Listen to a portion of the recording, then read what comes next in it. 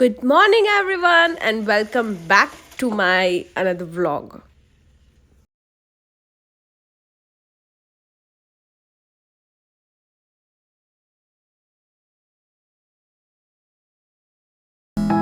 અત્યારે હું મોર્નિંગમાં ટોસ્ટેડ bread and ચા બનાવું છું. And just look at that, I got my new tea and sugar container. Okay, without wasting any time, હું અત્યારે પહેલાં બ્રેકફાસ્ટ બનાવી લઉં ને આજનો વ્લોગ બહુ જ સ્પેશિયલ થવાનો છે. Stay tune. સાંજના અમે અહીંયા નીકળી ગયા છીએ. ક્યાં જઈએ છીએ એ ફૂલ વ્લોગ જોવો પછી ખબર પડશે.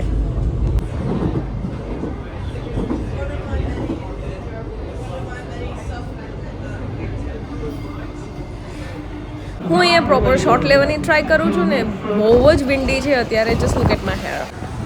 ફ્લિન્ડર સ્ટ્રીટ સ્ટેશનથી આગળ જવા માટે ટ્રામ લેવી પડશે for Melbourne convention exhibition centre. આ વાળું ઇન્ટરસેક્શન બહુ જ બિઝી હોય છે બિકોઝ પેડેસ્ટ્રિયન, ટ્રામ, ટ્રાફિક બધું જ એકસાથ. એન્ડ એક પર્સને ત્યાં આગળ આવીને વચ્ચે ટ્રામનો રસ્તો રોકી લીધો. સો પોલીસ કેમ ફોર રેસ્ક્યુ. આ પ્રોપર મેલબર્ન સિટી સેન્ટર કહેવાય છે. એક્ઝેક્ટ વચ્ચે જ છે આ મેલબર્ન CBD.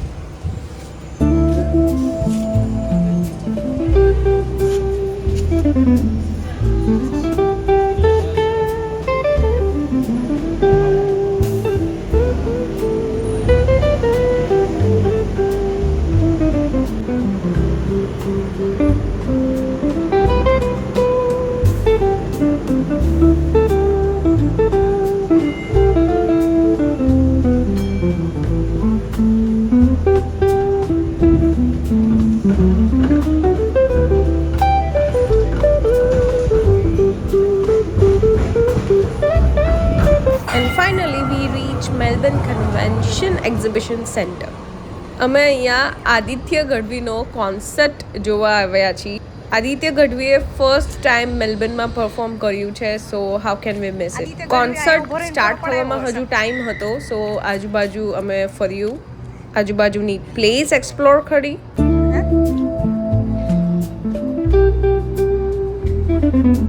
પછી કન્વેન્શન સેન્ટરની અંદર ગયા. એન્ડ ગેસ વોટ, બહુ જ પબ્લિક હતી. આટલા બધા ગુજરાતીઝ મેલબર્નમાં મેં ફર્સ્ટ ટાઈમ જોયા એક સાથે. And I was super excited. સૌથી પહેલાં તો નાસ્તો કર્યો. વડાપાઉં એન્ડ પાઉંભાજી ટ્રક હતો અહીંયા. સો ત્યાં આગળ જઈને પહેલાં નાસ્તો કર્યો. એન્ડ નાસ્તો કરીને પછી ત્યાં આગળ વેઇટ કર્યું because I don't know somehow half an hour late હતું. But it was worth waiting outside.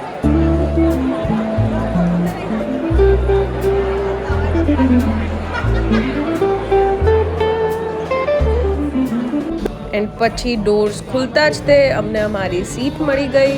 And હવે મારા બોલવા કરતાં તમે આ કોન્સર્ટ એન્જોય. એક એવું નામ જે તેમના સુરીલા અવાજ અને ગુજરાતની ધરોહર લોક સંગીત માટે આખા વિશ્વમાં પ્રખ્યાત છે.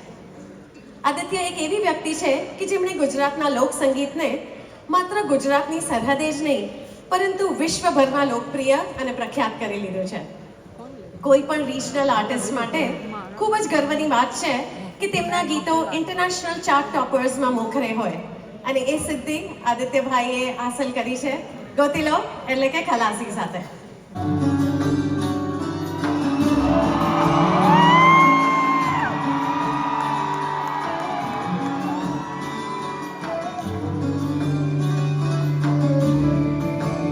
દરેક શોમાં હાજર હતા.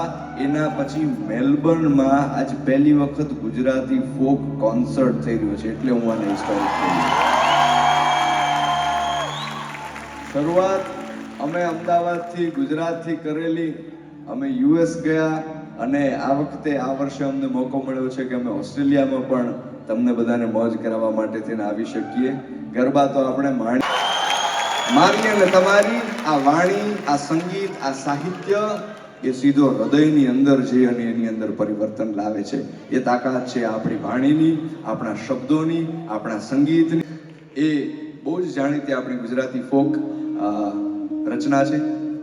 તમે બધાએ સાંભળી હશે. પણ આ રચનાના કવિ એના વિશે કોઈ માહિતી છે જ નહીં.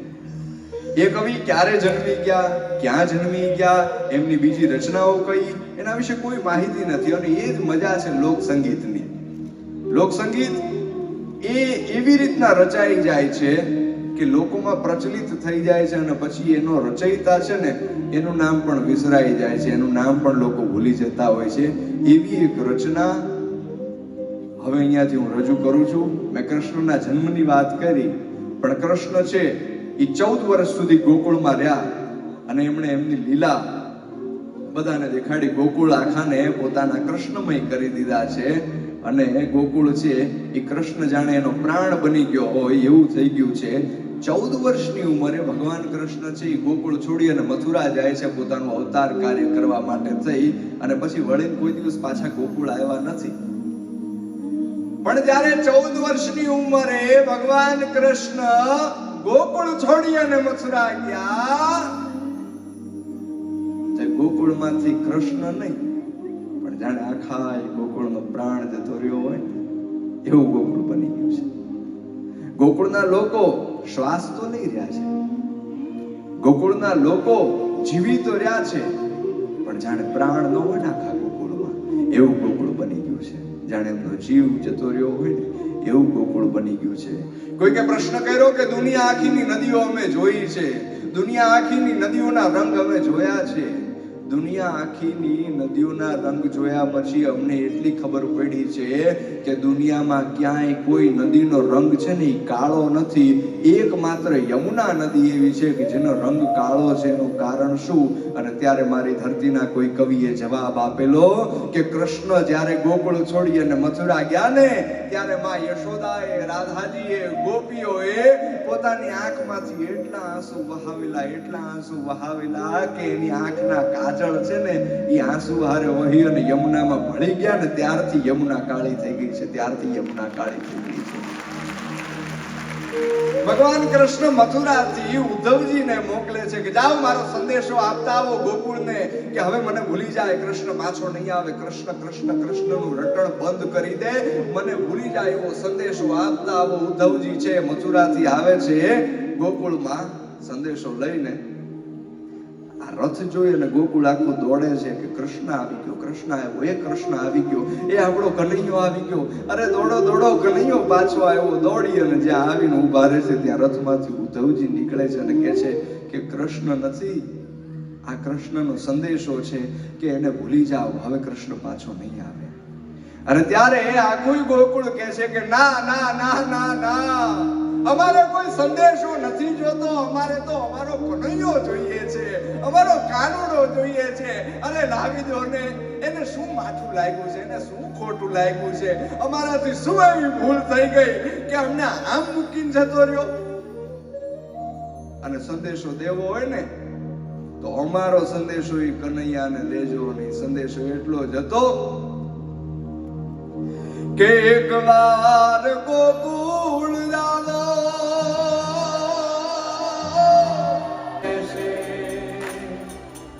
અરે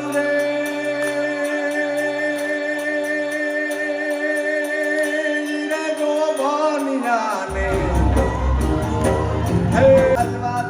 અમારા કવિ કાક પોતાના શબ્દોમાં કહે છે એ વાદળડી છે એ મોરલાને વિનંતી કરે છે કે નાચી લે બાપ. તમે ભારતમાં, ગુજરાતમાં તમારા પરિવાર જ્યાં કંઈ રહેતો હશે એની જોડે તમે ટેલિપોર્ટ થઈ જશો, તમે એની જોડે બેઠા હોય અને આ સંગીતના કાર્યક્રમને માણતા હોય એવી અનુભૂતિ કરાવવાનો અમે એક પ્રયાસ કરીશું.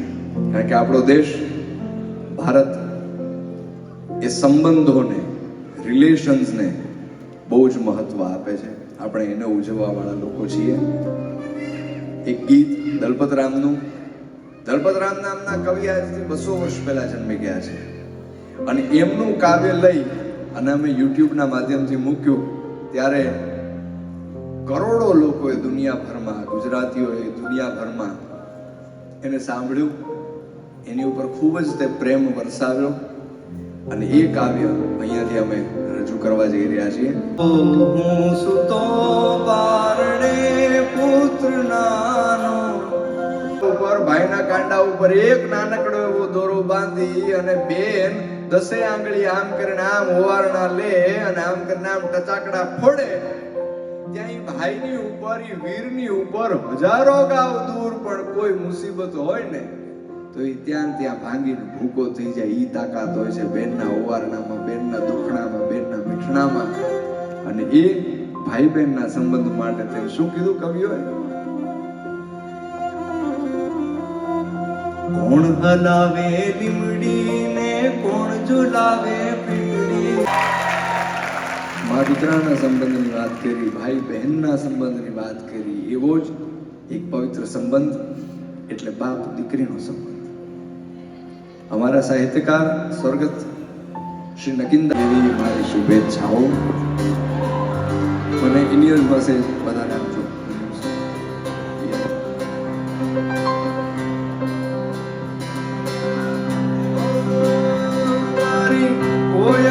તારીઓ ત્યાં નેહડામાં રહેવા વાળી એક સ્ત્રીને તમે પૂછો કે બેન તારો પતિ, તારો સાહેબો કેવો?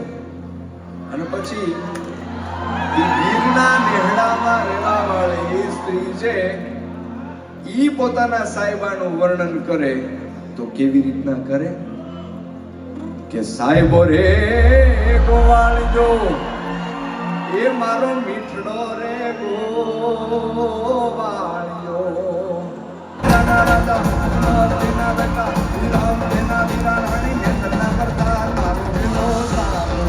બહુ જ મજા આવી, બહુ જ એન્જોય કર્યો.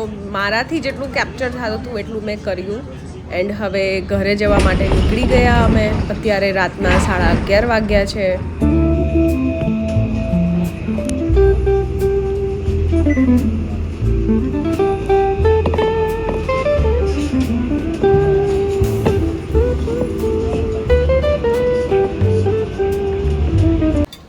ચલો, આદિત્ય ગઢવીનો કોન્સર્ટ પૂરો થઈ ગયો છે. હવે અમે જઈએ છીએ ઘરે. ભૂખ તો બહુ લાગી છે એટલે પહેલાં ઘરે જઈને અમે જમશું. અને કાલે પાછું મંડે છે, સો back to work.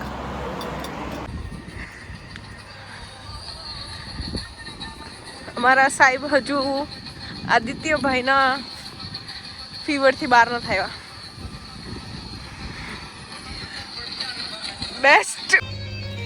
Best concert હતો. આઈ થિંક આદિત્યભાઈએ ફર્સ્ટ ટાઈમ મેલબર્નમાં પરફોર્મ કર્યું. ઊંઘ ઉડાવી દીધી અત્યારે. આજે થઈ ગયો છે મંડે, સો પાછું રેગ્યુલર શેડ્યુલ શરૂ. And C you in next vlog. I hope તમને આ વ્લોગ સારો લાગ્યો હશે. Thank you.